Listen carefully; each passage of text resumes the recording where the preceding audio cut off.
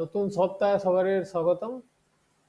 স্বাগত জানাই। আর ডিসক্লেমার দিয়ে দিচ্ছি কি এটা আমার নিচের থট আছে, এটা কারোর মানে ইনভেস্টমেন্ট অ্যাডভাইস নয়। তো ওটা দেখেছিলাম। তো এটা দেখতে পাচ্ছেন ইউএস ডলার ইন্ডেক্স নিচে যাচ্ছে, মানে শেয়ার মার্কেট উপরে যাবে। এসপিএক্স এই জন্য উপরে যাচ্ছে। ইউএসডি আইএনআর এখন একটু অনেক উপরে গেছে, একটু নিচে যাওয়া উচিত, তাই না?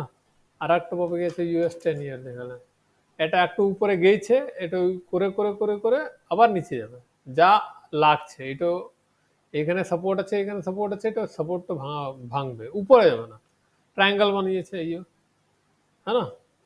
তারপরে ইন্ডিয়ান 10 ইয়ার সেম এখানে একটা সাপোর্ট বানিয়েছে, তো এটা সাপোর্ট তো হোল্ড করতে পারে, উইকলিতে দেখছি সাপোর্ট তো হোল্ড করতে পারে।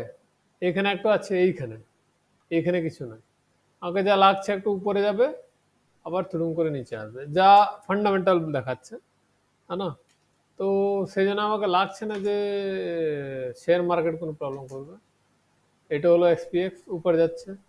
সিএনএক্স 500 একটু উপরে গেছে, অত কনফিডেন্স লাগছে না। তবে নিফটিতে এমএফআই দেখেন নিচে যায় নাই, এখানে আছে, এটা নিচে যাওয়া উচিত ছিল এর মতন, এখানে যেমনি পড়েছে যায় নাই, এখানেও পড়েছিল হাফ, যায় নাই। সেই জন্য যা লাগছে একটু উপরে দেবে। CNX small cap same, CNX mid cap same. আর আর তেল তেল একটা বড় কারণ হয় কিছু উপর নিচে যাওয়ার, তেল কিছু করছে না, একই ওতে আছে, তাই না? যা লাগছে পরবর্তী সপ্তাহে উপরে যাওয়া উচিত। ধন্যবাদ।